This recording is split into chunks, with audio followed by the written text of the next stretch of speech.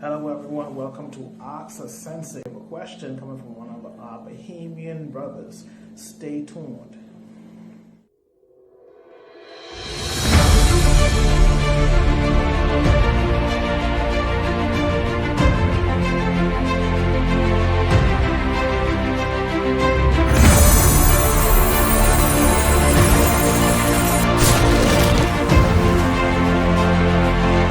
Hey, so my question is, how do I protect myself in this time where everybody is quarantined inside their house? Like, what if someone tries to break into my house? Let's say it's just one person. Do you have an ideal target I should aim for, an ideal go-to move? Let's say they don't have a weapon, but I also don't have a weapon. What should I do? Should I go for a restraining move? Should I try to attack? Should I try to talk it out? Talk me through it, Sensei.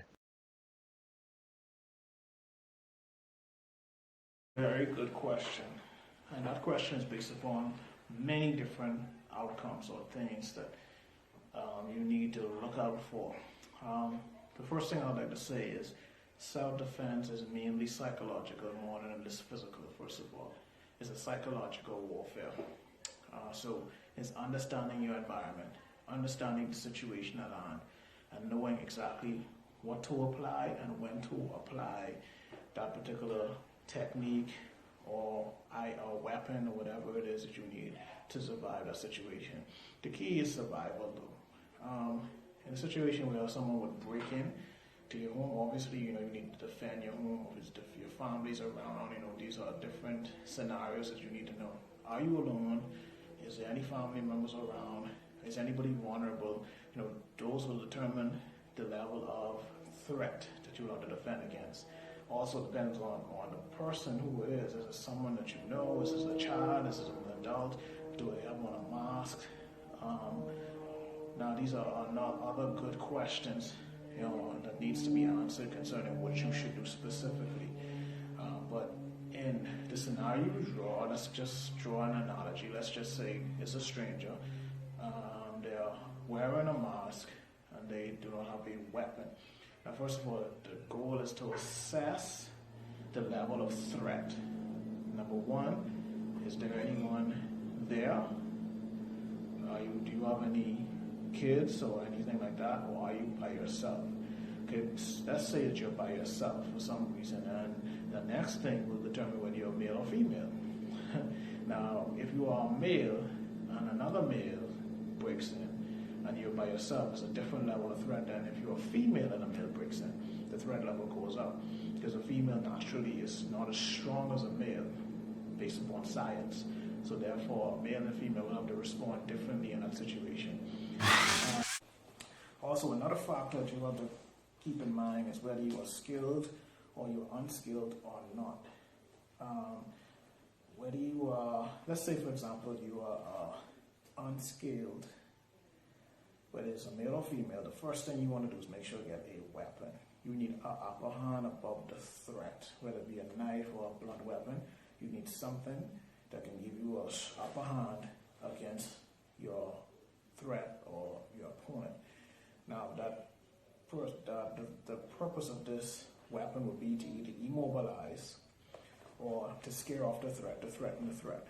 If the threat decides to run away or is scared, or you win. Because the whole goal at the end of the day is survival, not necessarily competition or I am the boss, I'm the winner here. It's survival. That's the whole goal of self-defense at the end of the day. Now let's say, for example, you are a male and you are a martial arts specialist, whether it be in karate, jiu-jitsu, or any other form of martial art. Then you can use hand-to-hand tactics to immobilize or to threaten the threat where the person will be able to get away. You can either use your joint tactics, joint manipulations, chokeholds, knockout blows, or maiming blows to gain the upper hand in that situation, whereas you can be able to make sure and secure your safety. Okay, so whenever it comes to a self-defense situation, the key is to adapt, because there's never going to be one particular situation the same. So you have to prepare for anything and be ready for anything. So that's the key. Being on guard and always keeping your violence to the level of the threat. A good example would be if someone comes unarmed and you have a gun, and they just raise their hands in the air and you shoot, bam, bam, bam, bam. You know, that's really against what you're trying to do, because it's against survival. The whole goal is the threat must be to the level of the violence must be to the level of the threat. Now, if it's in the case where it's dark and you do not know, then you have to obviously take your violence higher because you do not know. So, in a situation, you want to be able to assess that within split seconds. And the key to do that is consistent training and proper training, whereas you can use your subconscious mind to be able to know exactly the level of violence and you need to add to that level of threat. It's going to take a lot of training. If you're not trained, it's going to be very difficult to do. And you may end up either using too much violence or too little violence in a time when it's needed most. So if the threat is to the highest level of threat, then you use the highest level of violence. You eliminate and you kill for the purpose of your survival, the survival of your family, etc. So I hope I answered your question. I hope there's some more questions. If the more specific the questions, the better, so I can give you exactly what you need. But I'm just giving you the basics of the foundation of what self-defense is all about.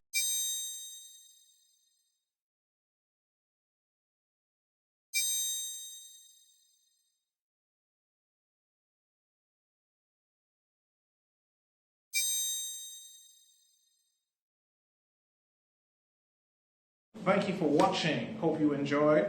It was a pleasure serving you, getting as much information to you as possible for the martial arts. If you want any other topics dealt with, just comment below at the link below. Or for those who are interested in the martial art courses to further their education, they can be certified online. That is possible. You can also click on the link below. You all have a wonderful day. God bless.